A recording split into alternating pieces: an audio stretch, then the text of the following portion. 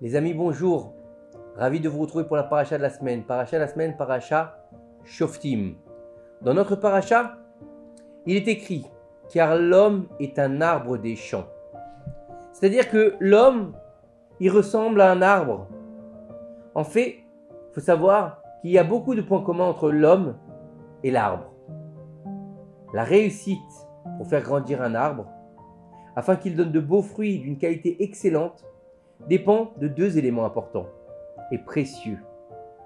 Le premier élément est que la graine qu'on va planter soit de qualité, d'une qualité remarquable, car plus la graine sera d'une grande qualité, plus il y aura de probabilité qu'une fois en terre, elle développe de grandes racines, de bonnes et magnifiques racines qui donneront ensuite de beaux fruits.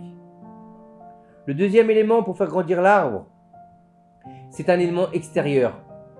Il faut quoi? Il faut que l'homme peine et s'investisse pour s'occuper de l'arbre, en l'arrosant, en piochant et en débroussaillant les mauvaises herbes se trouvant autour. Bien sûr, si on laisse à l'abandon l'arbre, qu'on ne l'arrose pas, qu'on ne s'en occupe pas, qu'est-ce qu'il va faire? Vous croyez qu'il va donner des beaux fruits? Il risque de nous donner pas vraiment des beaux fruits, il risque d'être sec, il risque, même s'il y a des fruits, ils vont tomber, ils vont pourrir. Donc c'est pas un arbre qu'on se sera occupé et on risque en fait que la graine qu'on a plantée ne servent pas à grand chose. Mais si l'homme ne fait pas cela, même s'il possède la plus belle graine, il ne réussira pas à produire d'elle tous les bienfaits qu'elle renferme dans son potentiel. Bah oui, une graine c'est quoi? C'est un potentiel. Une graine c'est pas une réalité, c'est pas la réalisation d'eux, puisque elle est en état de futur, elle va devenir, elle est en devenir. Tant qu'elle n'est pas plantée, elle ne peut pas donner d'arbre. Si on l'écrase, elle ne donnera rien. Mais si on la plante et on fait attention à elle, elle peut donner un grand arbre qui donnera des beaux fruits. Et c'est exactement le même processus au sujet de l'homme. Son degré spirituel dépend de deux éléments importants et précieux. Le premier est que la graine de semence de laquelle il est constitué soit saine et pure. Il faut que la graine dont est issu l'homme, la semence qu'il y a eu au moment de sa fécondation, au moment où il a été créé, il faut qu'elle soit pure et sainte. Et il faut savoir que ça ne dépend pas de nous. C'est pas nous qui allons décider comment va être la graine de laquelle on vient. Ça vient du degré de sanctification et de décence dont ont fait preuve les parents au moment de la conception. Plus les parents ajouteront de la sainteté et de la pudeur au moment de l'union, plus l'âme qu'ils feront descendre du ciel sera élevée et elle possédera une force incommensurable pour s'élever dans les plus hauts niveaux du service divin. Bien sûr, plus les parents vont faire attention, plus les parents vont bien penser, plus les parents vont être dans la sainteté, dans la pureté, dans la pudeur, dans le respect bien sûr. Ils ne vont pas faire n'importe quoi. Plus la graine qui va sortir de là sera pure et sainte. Mais cela n'est pas suffisant, car pour atteindre le niveau maximum, l'homme a besoin d'un autre élément, qui dépend cette fois-ci de lui seul.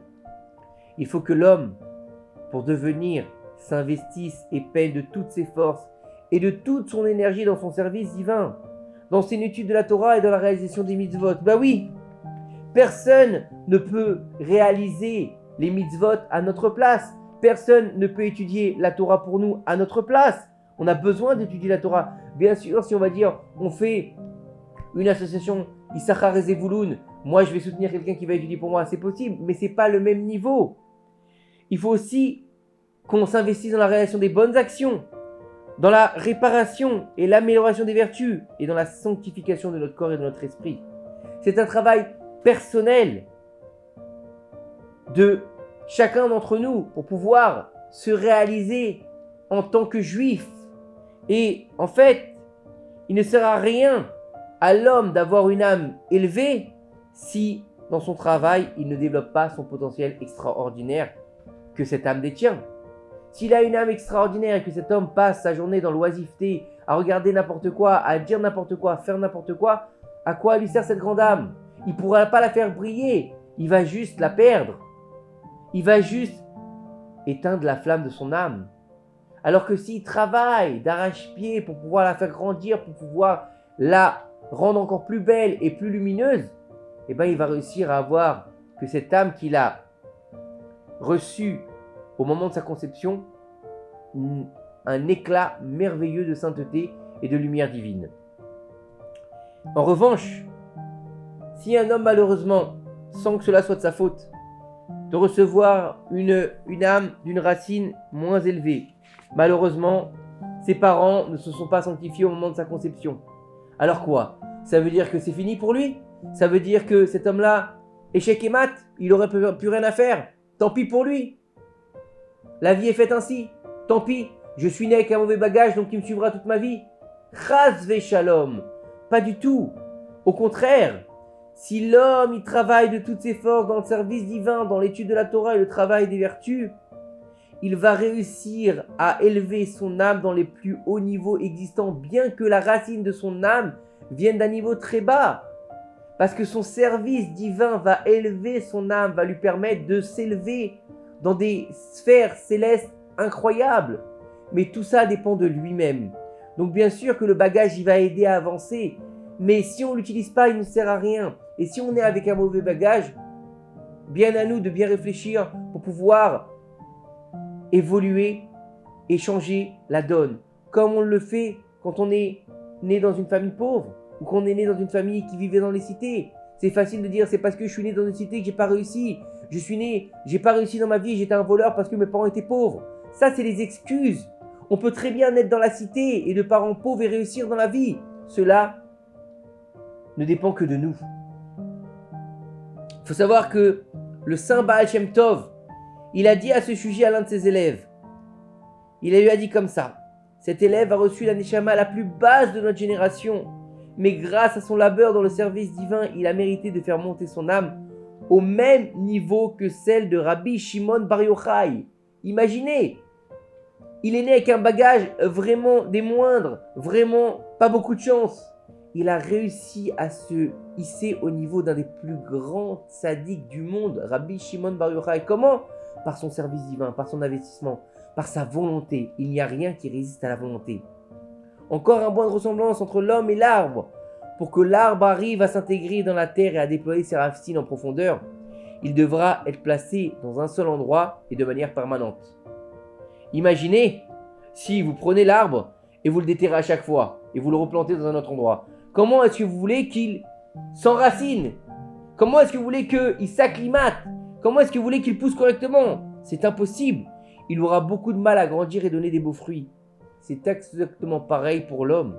Pour que l'homme réussisse dans son service divin, il devra déterminer qui est son rave, qui le guide dans les voies d'Hachem, qui suivra quand il sortira et quand il entrera, et devra aussi définir un ordre dans son étude journalière.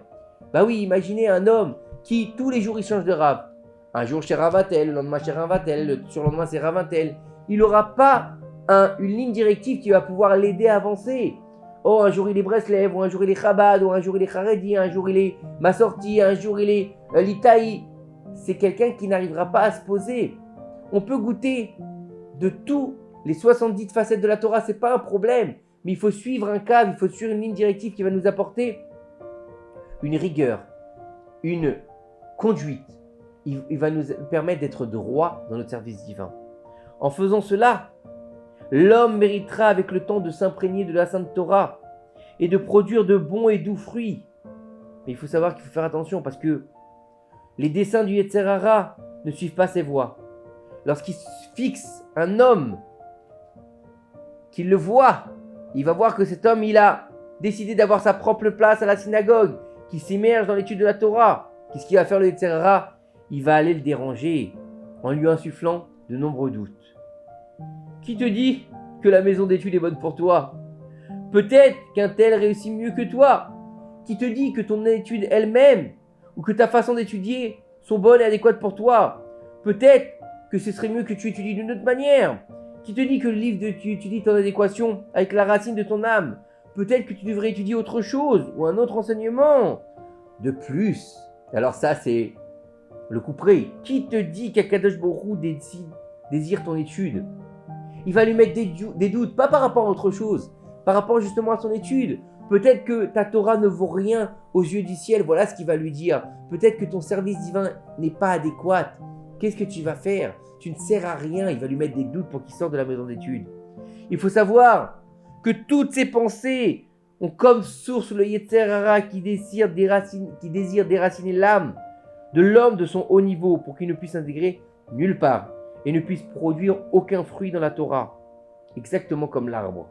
Il ne faut donc pas être séduit par cela, ni être embrouillé d'aucune manière, mais continuer sur le chemin qu'on a emprunté au début, et avec l'aide d'Hachem, il arrivera un moment donné où l'homme méritera de voir une grande bénédiction pour son labeur, comme il est écrit, qui réfléchit mûrement à une chose s'assure de recevoir du bon.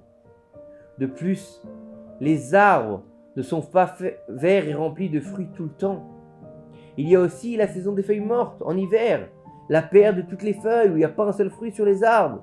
Ils paraissent comme nus et manqués de tout. Mais les arbres ne désespèrent pas. Ils savent très bien qu'après la saison des feuilles mortes, il y aura encore des changements. Après cette période viendra le printemps. Alors ils se renouvelleront et s'épanouiront et seront remplis de beaux et de bons fruits. Pour l'homme, pareil, il n'y a pas que des périodes ascendantes dans sa vie. Il y a aussi des moments de chute. Il y a aussi des moments de trouble. Il y a aussi des moments de doute. Il y a aussi des moments où c'est dur. On a du cocher, on a des difficultés. Chaque homme doit s'attendre à passer dans sa vie plusieurs fois par des périodes de feuilles mortes spirituelles qui provoquent chez lui une paresse dans le désir et la joie de l'étude de la Torah et du service divin. Soudain, il va à la synagogue et il lui est difficile de se concentrer dans la prière. Subitement, il n'arrive plus à contrôler sa colère. Lui qui a travaillé toutes ces années, il n'arrive plus à la contrôler. Sa haine, sa jalousie, son ambition et beaucoup d'autres domaines, les uns plus durs que les autres, vont commencer à s'éveiller en lui. Et il va commencer à se comporter différemment, pas comme la Torah le veut. Alors, l'homme ne doit pas désespérer, nous dit ici Rav Yoram Zichron Livracha. Il ne doit pas désespérer comme l'arbre qui après la saison des feuilles mortes, il va y avoir les lagages, on va leur donner de l'eau, on va faire ce qu'il faut pour qu'ils repoussent et qu'ils redonnent des fruits. Pareil pour l'homme, il faut qu'il agisse avec retenue et patience, surveille et espère l'arrivée de la nouvelle période de la floraison spirituelle. Il est strictement interdit de s'enfoncer dans le marécage vaseux de la chute. Il faut se dépasser comme un lion, se dresser sur nos deux pieds et repartir à zéro. C'est le jeu du Yetzer Hara. Il veut tout faire pour nous faire tomber. Quand c'est pas dans l'argent, c'est dans le couple. Quand c'est pas dans le couple, c'est dans la Torah. Quand c'est pas dans la Torah, c'est dans l'éducation des enfants. Quand c'est pas dans l'éducation des enfants, c'est avec notre patron. Quand c'est pas avec notre patron, c'est avec nos amis. Quand c'est pas avec nos amis, etc., etc. Il n'y a pas un moment où il nous laisse tranquille. Mais il faut être dur avec lui. Il faut être dur avec nous-mêmes. Dans le sens où on va se dire, c'est un moment à passer. Je baisse pas les bras. C'est pas parce que le Yetzer Hara, il me met des doutes que je vais, ça y est, tout remettre en question. Ah, parce que j'ai des problèmes, Akadosh Baruch Hu, il m'a oublié. Ah, parce que j'ai des problèmes, Akadosh Baruch Hu, sert à rien. Chaz v'shalom. C'est le test de la Emouna. Ne jamais baisser les bras devant le Yetzer Hara, même si ça fait mal, même si c'est dur, même si on doute, même si la banque nous appelle, même si on a des soucis de famille, même si on ne voit plus le bout. Ne jamais désespérer. Ne jamais faire le jeu du Yetzer Hara. Il faut toujours se lever et repartir à zéro. Sur ce sujet, le Gaon Rabbi Nachman de Breslev, Zichrono Livracha, que son mérite nous protège, criait en disant: le désespoir n'existe pas dans le monde. En shum yehush baolam. Rabbi Nathan Zichrono Livracha témoigne que lorsque Rabbi Nachman a dit les mots, il n'y a pas de désespoir, il les a dit avec force et rigueur et vigueur du plus profond de son être, afin d'instruire et d'éveiller chaque homme tout au long des générations, afin que jamais il ne désespère. Le plus important est d'essayer, quelle que soit la situation, de s'accrocher à l'étude de la Torah, comme l'apprennent nos sages dans le Talmud Yerushalmi, dans Chagiga, qu'Akadosh Baruch Hu a dit. Écoutez bien ce qu'il est dit là-bas, si seulement ils pouvaient me délaisser mais garder ma Torah, car en étant occupés avec elle, ils reviendront vers moi. Akadosh Baruch Hu, il nous dit: mes enfants, mettez-moi de côté, mais gardez ma Torah, parce que tout est à l'intérieur. C'est-à-dire que même si un homme passe par une descente spirituelle, il faut qu'il continue patiemment à étudier la Sainte Torah avec constance, car grâce à la lumière qu'elle renferme, il reviendra vers Hachem Yitbarach finalement. De là, on peut comprendre, chers amis, que même dans les moments d'obscurité, il ne faut pas désespérer. Pourquoi? Parce que, comme on l'a vu dans le Sefer Bereshit, et là, il y avait l'obscurité qui recouvrait tout. Et Dieu, il a dit, Vaihi or, et ce fut la lumière. De l'obscurité naît la lumière. Rocher mi pene or. Toujours, quand on est dans le noir, il y a toujours un moment où la lumière va réapparaître. Comme on le dit après la pluie, le beau temps. Ne jamais désespérer, ne jamais perdre espoir. C'est le jeu du Yetzer Hara. C'est le jeu qu'on veut nous faire croire aujourd'hui. Oui, vous êtes dans le désespoir, vous n'allez pas bien, il faut aller chez le psy, chez le psychiatre, chez le ci, chez le ça. Non! Trouve des moyens pour te réaliser sans désespoir, sans désespérer. Fais-toi aider un minimum, mais va chercher au plus profond de toi cette lumière qui doit t'habiter pour enfin éteindre l'obscurité dans laquelle tu es. Cette lumière que ta Neshama, elle a en elle, va l'utiliser pour pouvoir faire vibrer et briller ta Neshama et devenir l'arbre pour lequel tu as été planté sur terre. Que ces quelques paroles de Torah nous aident à faire venir le Mashiach. Amen. Shabbat, Shalom ou Mevorach. À très bientôt.